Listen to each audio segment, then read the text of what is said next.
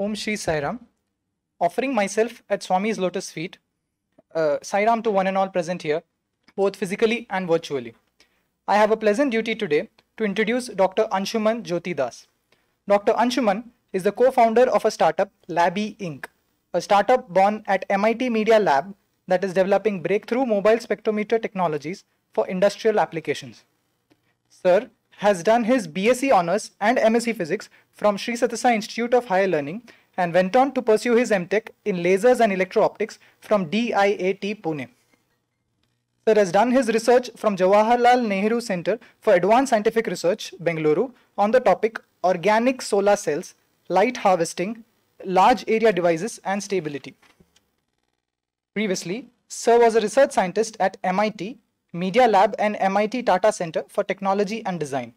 Sir has 3 patents to his name: methods and apparatus for imaging and 3D shape reconstruction, mobile device based fluid testing apparatus, an organic solar cell and methods thereof.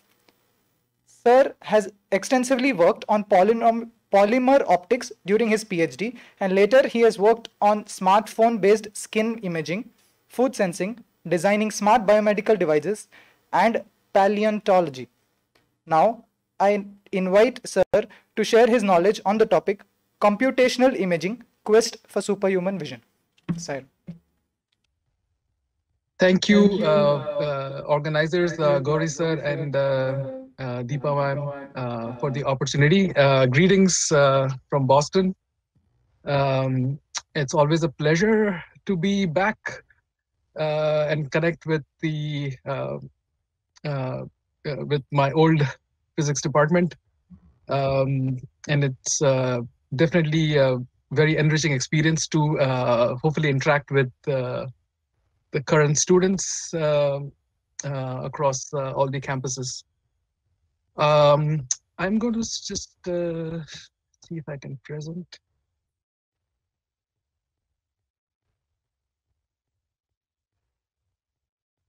All right.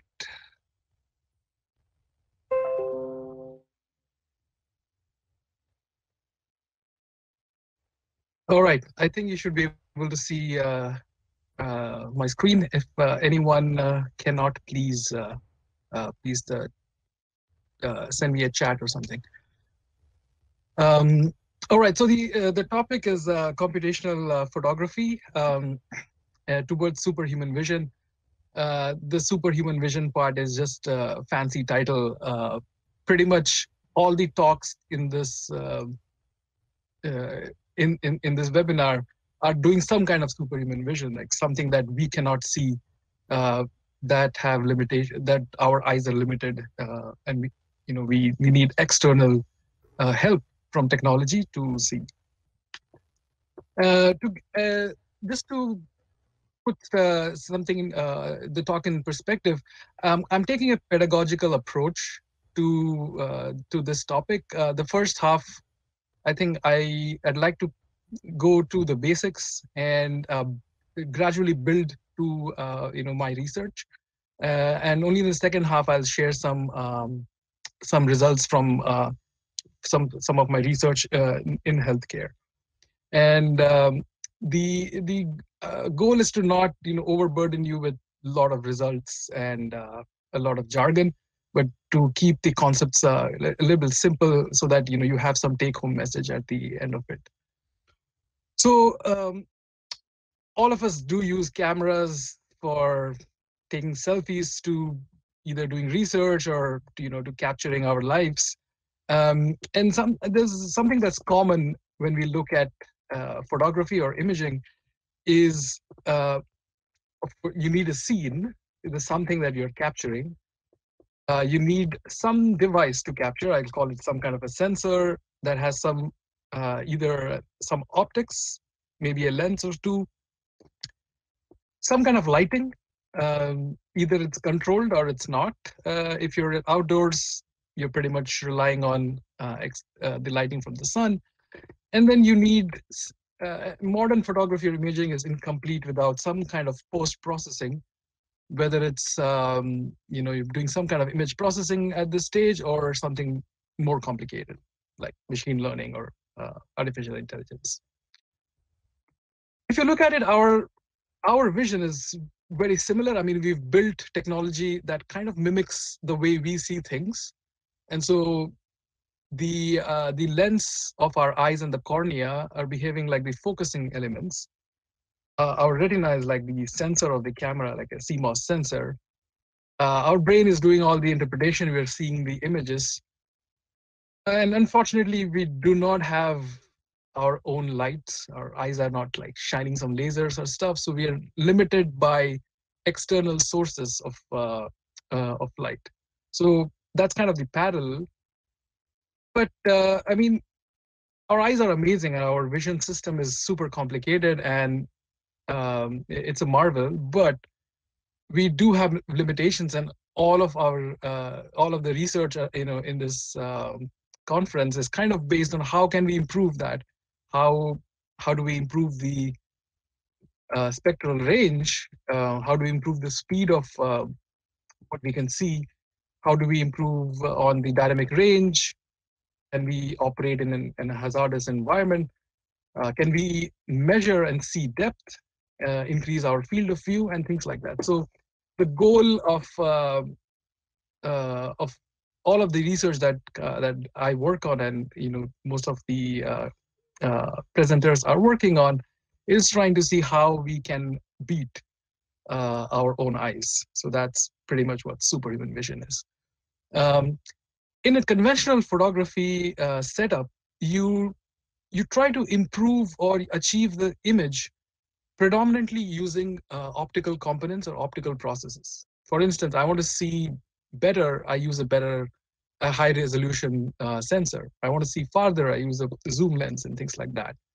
In a computational setting, I'm trying to augment or improve upon the functionality of the imaging using a combination of some kind of computation. So it's not just image processing or some kind of software. I'm trying to see if I were to go back and look at the scene here, what all can I control that that will improve the capabilities of the imaging or the method dramatically? Can I control the lighting in a computationally controlled way? Can I change the sensor to capture depth, not just a 2D image, and things like that? So it's generally a combination of some kind of hardware, but not necessarily an optical hardware. So that I'd like to clarify. And the benefit of doing that is, in many cases, we can achieve a superior performance from these imaging systems without the added cost of optics. Lenses and filters and spectrometers and all of these other components are anything to do with the physical hardware is expensive. And if you have some high fidelity coatings and things like that, it just dramatically increases the cost. The goal of computational methods is to kind of arrest the cost by compensating for it in somehow in computation or software, and with some hardware that's not necessarily doing some optical processes. Okay, let's start with a very simple image.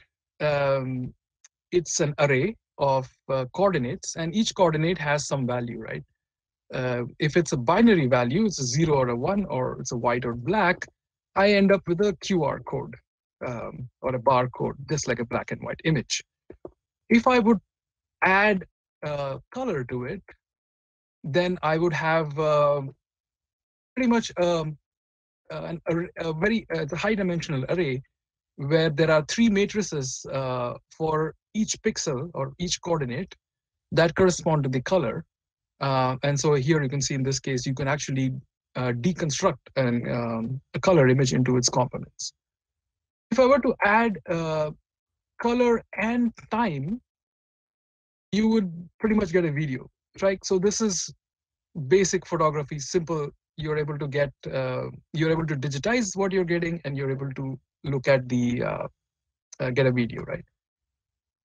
But what if we want to see more than that? Because we want to see more, because in medicine we want to see inside our bodies, right? We want better navigation, like we're talking about self-driving cars. You're looking at intelligence that is scanning the environment, whether it's manufacturing, automobile, aviation, and research in general. We want to see more than our eyes can capture, right? So in those situations, let's put a constraint on this time. Let it not just be the normal time that you capture video on using a video camera. Can we go down to milliseconds, microseconds, nano, or even femtoseconds, right?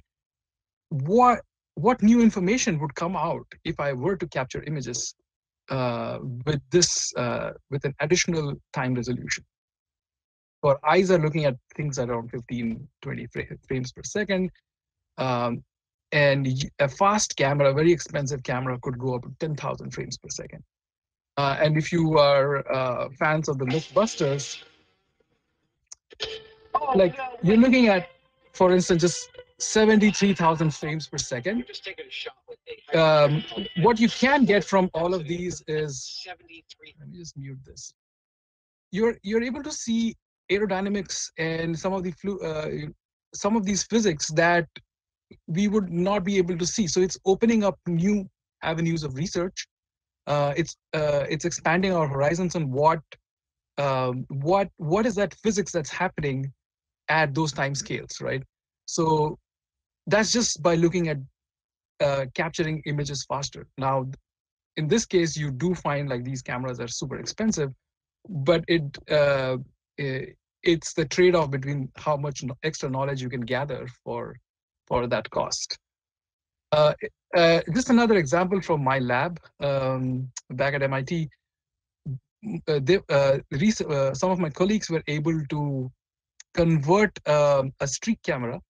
I think most of you are familiar with what a streak camera is. It's typically used in ultra-fast spectroscopy and to look at very fast molecular processes. And they were able to convert it into a two-dimensional a camera that could take 2D images. And at that, we're talking about a trillion frames per second that could be possible, with the streak camera. It's very, very expensive, probably $1 million camera, but this is a reconstruction of a pulse of light actually traveling through this bottle as the camera would see it. You're talking about slowing down the light by 1 trillion times, because if you look at the speed of light, it's 10 to the 8 meters per second. Yeah, and if you look at the speed of the camera, it's faster than that. So again, it opens up. It actually opened up a new field where researchers could start looking at other things, like what happens as a pulse of light bounces off a tomato.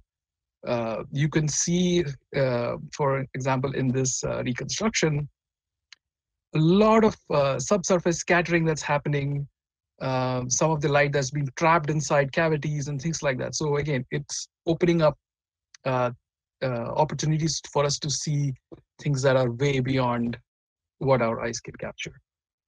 Okay, let's look at what if we were to capture delta t, or like the time difference between two images.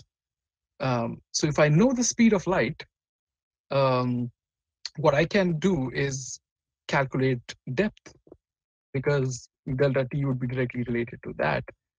In most practical scenarios, we generally use some kind of frequency modulation and measure the phase difference, but the principle is similar. If you can do depth now, that opens up again so many opportunities for just from scanning, for design, for manufacturing,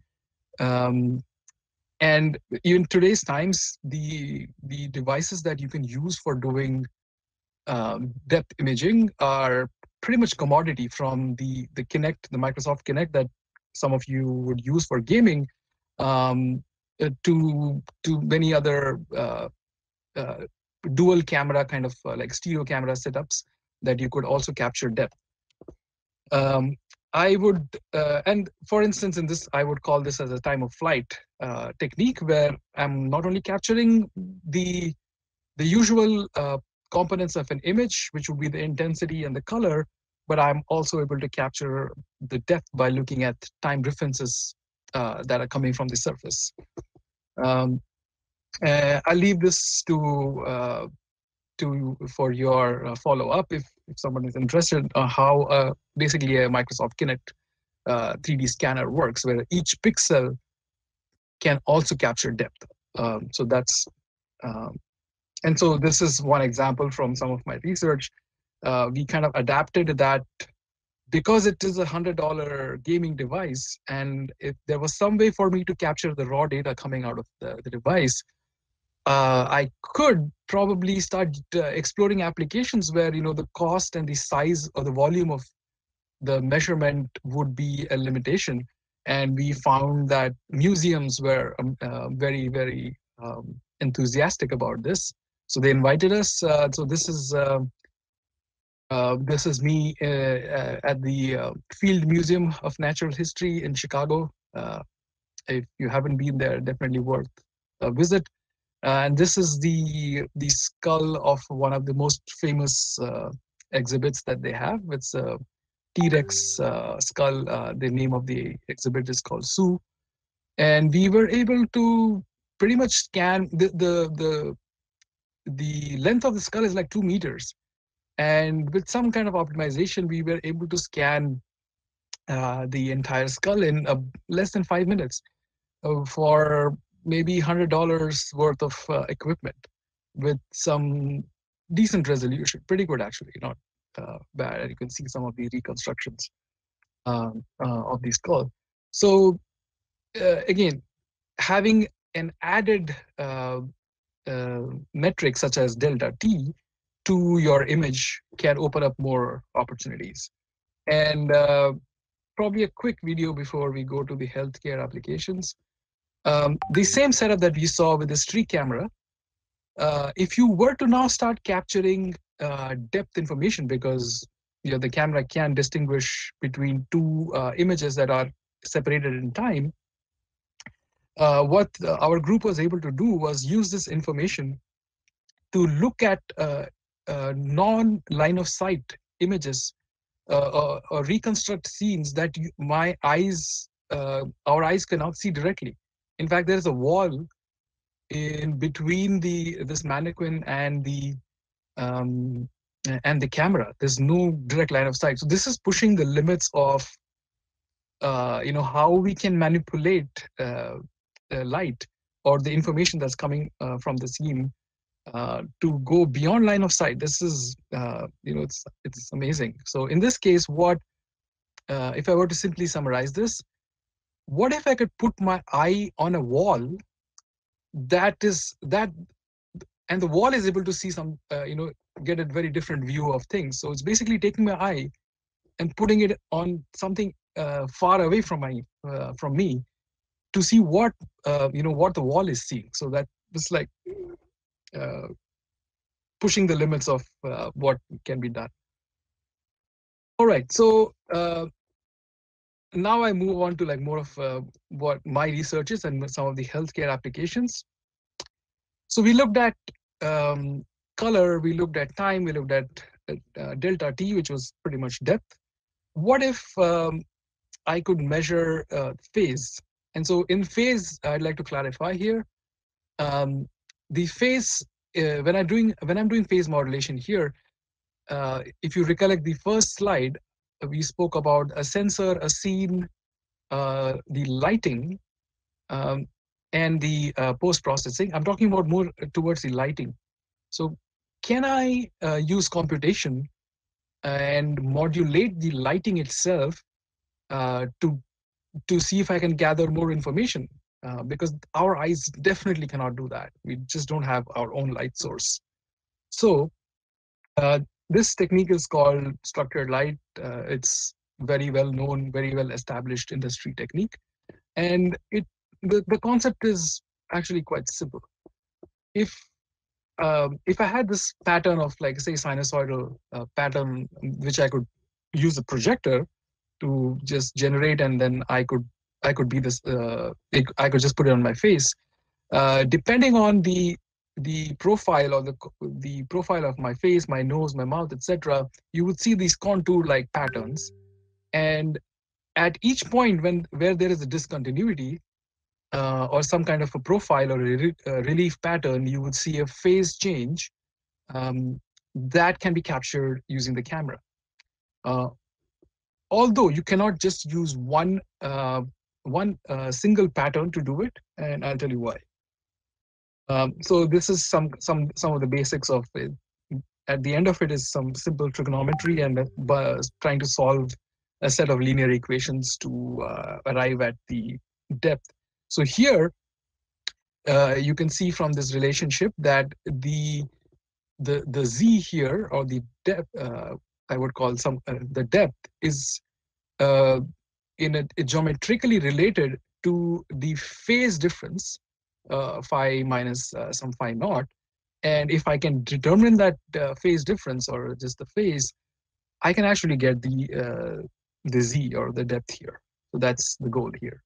So just some simple equations to keep in mind. The intensity that the camera would capture would be some kind of a sinusoidal pattern. Here it's like some cos function. There is a phase pattern. There's some kind of it's a 2D pattern, so they're going to be x and y spatial frequencies. Some kind of a DC background component, and some kind of modulation. That's or you could just have some varying pattern that's represented by B. So the goal here is to solve for phi, because I showed in the previous slide, phi is related to this depth, just doing some simple trigonometry. So how can I do that? I could just shine or illuminate 3, 5, 7 patterns which are slightly shifted. So when I say shifted, it could be some kind of adding some kind of like a shift here, like a phase shift. And when I try to do the math, I can actually, so the I1, I2, I3 is what the camera is capturing. And I know what the phase differences are here, because I am controlling that in my lighting. So I can pretty much solve for the phi here and get the depth information. So here, this would be like some of the other details. So here, this is a typical fringe sequence, as we call it, a projection sequence. So all of these 5 images have slightly shifted, spatially shifted fringe patterns. And I can then capture these images, do some segmenting, because you want to kind of cut off the regions where there are no fringe patterns, because they would add noise. Do some kind of phase unwrapping, and then you can get back, you can extract the depth information. So let's look at an example now. We were just randomly talking to some physicians who are ENT surgeons, and they mentioned about, can we measure the depth profile of our eardrum? This is our ear. If you see this is our outer ear. As we go inside, this section is the middle ear, where you see the eardrum. There are some bones here that connect it to the inner ear, and that connects it to your brain. So as there is, our eardrums receive a sound wave, it vibrates, and those vibrations are converted into neural signals. The eardrum is a very, very peculiar component of our bodies. It's a very, very thin membrane, translucent, and has got a slight curvature. And so let's look at probably a cross section. Yeah, you can see this. That's kind of the eardrum. It's about a centimeter wide, and it's got like a slight curvature here. So we're looking at trying to measure depths in the range of few millimeters if you have to capture this. And the interesting medical condition that we are trying to capture in this is middle ear infections. So as you can see in this image here, behind the eardrum, there's actually space, and this is by design because the eardrum needs to vibrate freely. So there's actually air there, and all of that air, the pressure there is actually uh, it's equalized the rest of your face, like the nose, the mouth, and all of that is at the same pressure. When there are infections, and we see that in children quite a lot, and when you have a cold, what happens is this tube that connects the ear, the middle ear, this cavity, to the rest of the to the throat, actually, it gets blocked. And that's what you feel, this stuffiness in your ear, because the pressure inside is not the same outside. And uh, that actually can encourage bacteria to grow, and there can be fluid secretions. And eventually what can happen is so this is the normal ear. It's there's just air there. You can have fluid buildup which can push the eardrum, and the eardrum is flexible, supposed to vibrate, and it can deform it. And so the physicians were asking us if we can detect these bulges. And there are other situations where a negative pressure difference can make the eardrums even it can get kind of pulled back, or pretty much opposite of the bulge. So all of these small pressure differences have some kind of diagnostic value, and so the goal was to try to see if we can measure that. So this is an otoscope, which is a device you would see in most your doctor's clinics, and we set out to make this the 3D imaging enabled device. This device has been there since like 1800s, and it has never been changed. So it was a good opportunity to try to see what we could do. So we ended up modifying the device. So here, as you see, there is a projector because we want to do the phase modulation, and we want to control it through the lighting, right? So we have that. There is some focusing optics here, and then there is a reflected light goes through. We just had a simple webcam, and that's connected to our laptop to do the image process. This would be like a rendering. You can see some of these initial tests that we did on some ear phantoms. And these are the images. So this is like a phantom. It kind of mimics an eardrum before we actually do it on patients. And you can see there is like, as we pump air or suck air out of it, you can see we are able to actually capture quite well the surface profiles. And we're talking about only a few millimeters of changes. And then we actually did it on some volunteers. This is actually my ear. And we were indeed able to capture the curvature, as you can see in this through this method. But there's a problem with our ear. You heard the previous speaker also talking about diffuse reflectance. When you have a surface that has some kind of subsurface components where light is able to also go through the surface, bounce off randomly, and then come back, it creates a problem. So I wanted to. This will be the take-home message if you missed everything else out.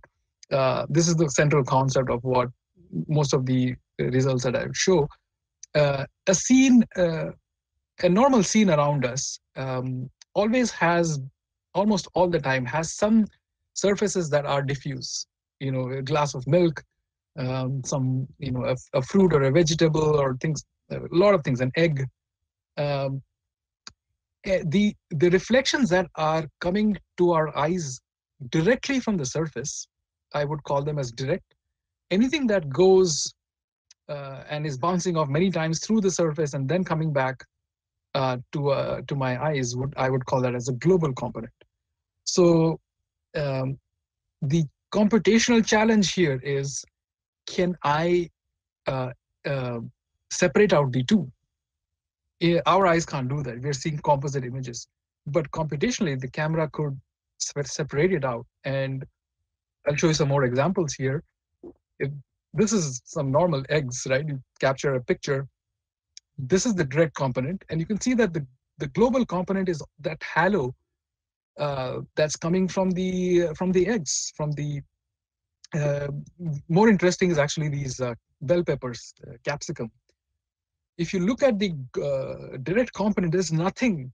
So most of the light that's coming is actually from subsurface. It's not the direct part. So and different objects can actually have a different ratio of the global versus the direct. But here you can see some contrasting examples where for these bell peppers you don't even see it much. It would be if my eyes were just looking at the direct reflection, I wouldn't even see them. So how would you do the direct global separation? It's actually pretty simple. You can use the same exact method. And if you notice in the, I could go back to the slide for where we had the equations. Pretty much this equation, the IN, I can now add the global and a direct intensity components to that, because I'm assuming that most objects that I see around do have this. And the eardrum does have it because it's a translucent object. So if I were to add a direct and a global component, then all I need to do is again solve for the LD and LG here. I know phi's because I am that's what I'm modulating. I can use the same projector, fire a set of patterns. The first step would be to get the to solve for LD or LG, one of them. If I can solve for that, if I solve for the direct, I get the global, and vice versa. And then I can use another set of fringe patterns to calculate the depth. And this time when I calculate the depth, I can subtract the global, or pretty much the global component, because I don't want, I want to capture the surface accurately for doing depth measurements. So that would be pretty much the goal here. So this is an actual eardrum. If I were to look at, and this is where the global direct separation has already been implemented, you can see that the fringes are all separated out on the surface, and the background here is what you can see. That's the global component. So it's very interesting. You can actually now start to see behind the middle ear. It's like I put like a translucent film on my face, where you barely can see my face. But using this technique, if I'm able to subtract out the direct components, I can actually start looking behind the screen, and I'll be able to see my face. And in this case, it's inside the middle ear. So we see better. It's slightly noisy, but the depth contour here you can see has become better now that I'm only looking at the surface to do the 3D reconstruction. Here are some other examples. This would be a normal image versus an image where the direct component is removed. Some other examples you can see here. If I were to just look at the direct part, you can see it is those images will be high. The sharpness is going to be much higher because the high frequency features are captured in the direct part. The global part is more like, it'll be a blur, but I can see deeper the global part. Here are some more examples. You can actually see here in the normal image, you you can't see these the internal bone, the pattern of these bones, the inside the ear, and you can actually see that in the global image because I'm removing surface reflections using the computation part. We also extended this to looking at other parts in the in the space of the ENT, looking at something like tonsils. Um, it's not difficult to diagnose tonsils, but doctors actually want to know something called a Brodsky classification. They want to know what is the volume of the tonsils, uh, and there are actually 4 grades of that, and when they should operate. And you can only get volume if you're able to capture 3D information.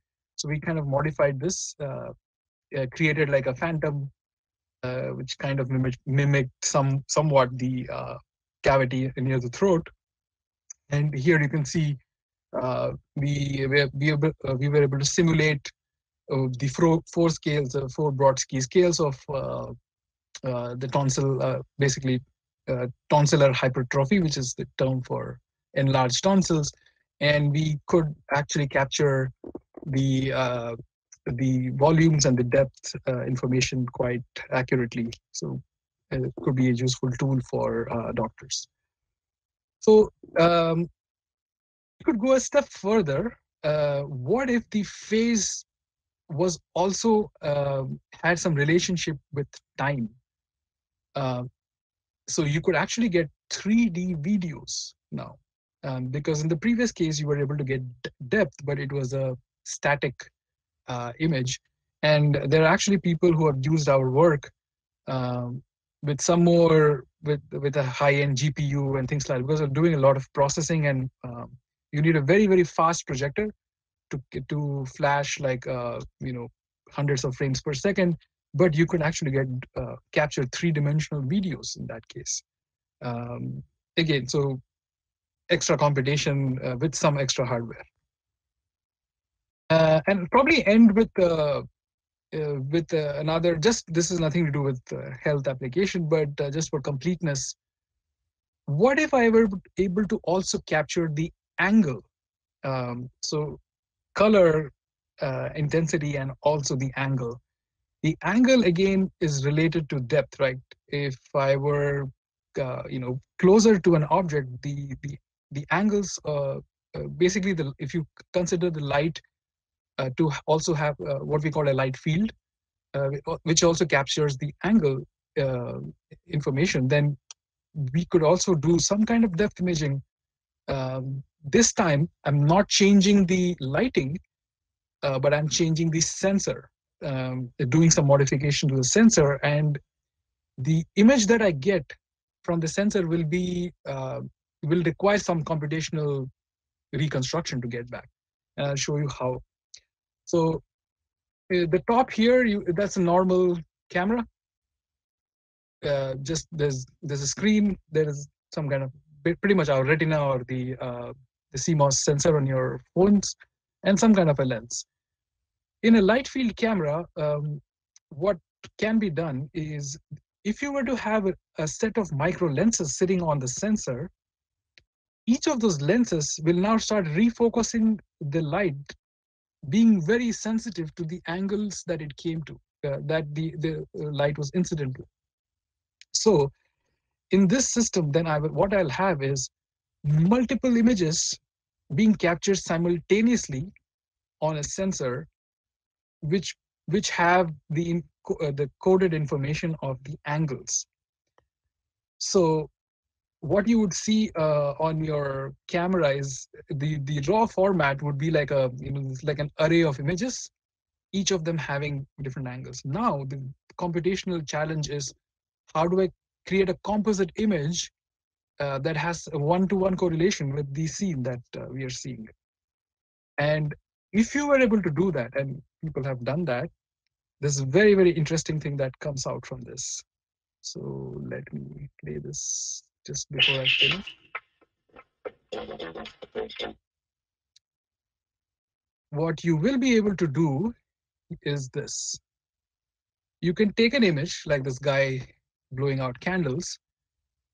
Once you capture it using the light field camera, you can refocus uh, after you've captured the image, which is amazing. Like, you pretty much do not have to, take the camera, try to focus. It takes some time. When trying to do some kind of photography, sometimes things are out of focus. Sometimes a very really nice memory that you were trying to capture is out of focus.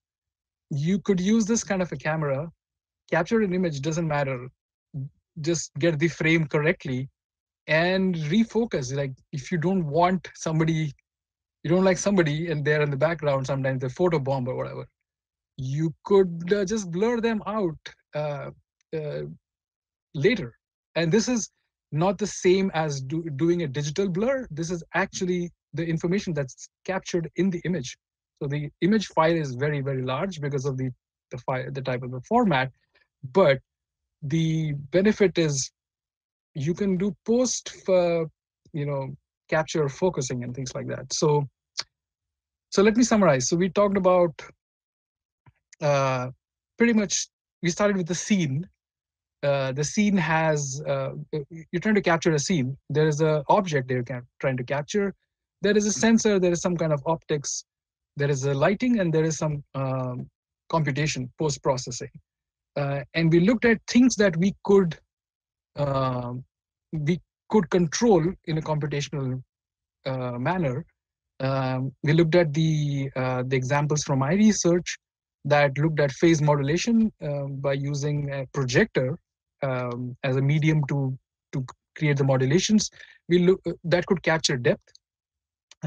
We could also go a step further and separate out direct reflections from subsurface using the similar method. And we could then also start looking at phase as a function of time. You could also look at the time differences to get depth. So taking the same image format and then trying to control a lot of things around it with optics plus some kind of computation. That that would kind of sum up what what I'm trying to convey.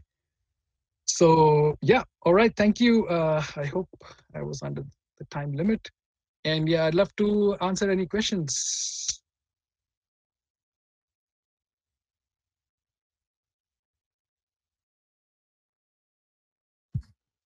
Thank you, sir. We could now have some questions. Bal Mukund brother has asked. Oh, yeah. Please see. Yes. Manoj brother has asked how Microsoft Kinect is different from PDAF sensors used to mobile cameras. Oh yeah. The Kinect is very different. Each pixel on the Kinect sensor is actually has its own light source that is modulating it. So you can imagine, like, there are infrared light sources on each pixel. It's sending a light beam and it's waiting for the phase, the return phase, to be picked up. So all the cameras that we use normally in our phones, etc., they only have pixels that can detect light and color. That's it. In the Kinect, we're looking at each pixel being able to detect depth. So the hardware itself is capable of detecting the depth. We are not doing some kind of processing or anything to kind of get the depth.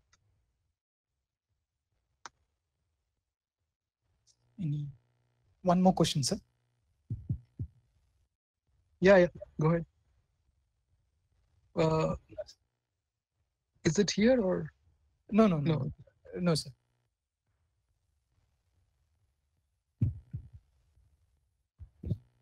Any other questions from the audience?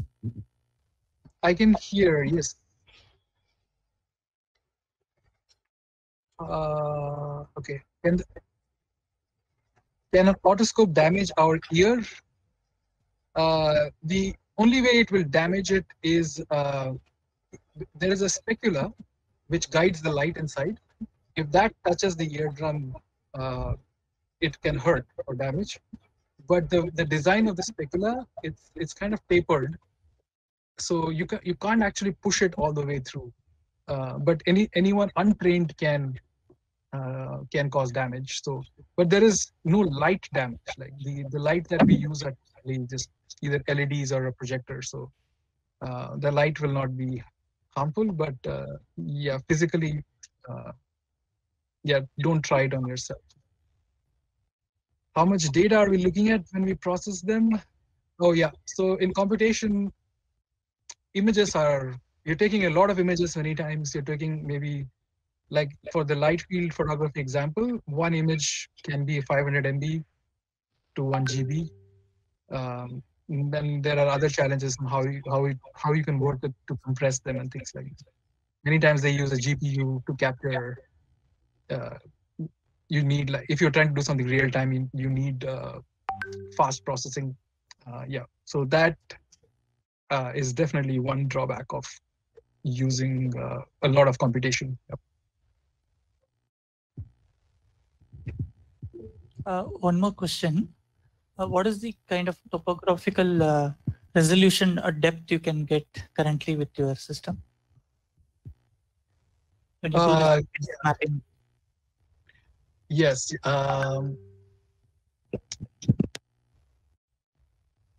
We were able to go down to about a millimeter, or half a millimeter to 1 millimeter. Yeah, so it's not like it wouldn't be considered like a high resolution. It won't be like an OCT or some of the other techniques, but there is always a dynamic range part. Like I can go from a few millimeters to a few centimeters with the depth, the field of view that I have. Whereas a Kinect could go for Kinect, the resolution is a little worse. It's probably few millimeters. So yeah, so there's always this balance between the dynamic range and the resolution. Okay. There's one more question in the chat by Abhishek. When you talked about focus change in the images, you have a raw image which will be digitally focused. No, this is not digital focusing, right? That's the difference. When you're trying to do some kind of digital focusing, you would either put some kind of filters to increase the sharpness of the image, or some kind of thresholding, etc. But this is you can imagine this: the image that is captured in a light field has all the different focal planes squished. All the information is squished into one image. So the closest example I can give you is like focal stacking that you would see many photographers use. It's like you change the focus, take an image, change the focus, take an image. So if you were to combine all of those images into one, overlay them, that would be the closest analogy for what is done. So it's not a digital refocusing. In high-speed imaging, do we compromise on resolution and magnification? Yes, quite a lot, I think. Yeah, because as I said, for example, if you're looking at each pixel to have more features, like in Kinect, right?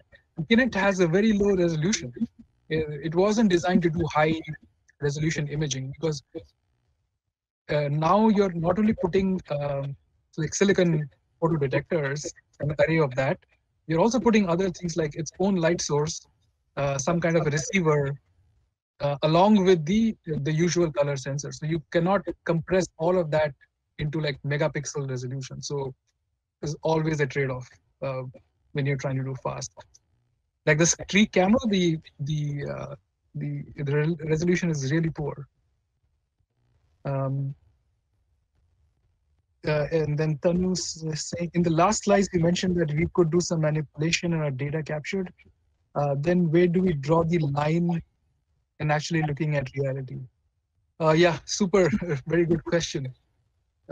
Because we are applying a lot of computation, and so there, it's likely, if we are not careful, there's very much likely that this can happen. So the best ways are to have robust calibration. Like for example, when I before I start doing the ear imaging, I would take slides that have very well defined thicknesses. These are used in calibration of ultrasound equipment, etc. I would take those. I would measure those with my device before I actually start looking at more complex objects. So the calibration part needs to be done very, very carefully. Then I also need to know exactly my optical configuration, because that many times I'm looking at indirect depth information like the phase, and I need to convert that into dimensional units like centimeters, millimeters. So yeah, so we do have phantoms that we use. We do have calibration, the slides, etc. All of that needs to be done. Yeah. Sairam, on behalf of the department, we would like to thank you for your insightful talk and spending your valuable time with us, for sharing your knowledge. All right, thank you so much. Yeah, feel free to reach out if anyone has more questions offline. Yes. All right, thank you very much. Thank you, sir.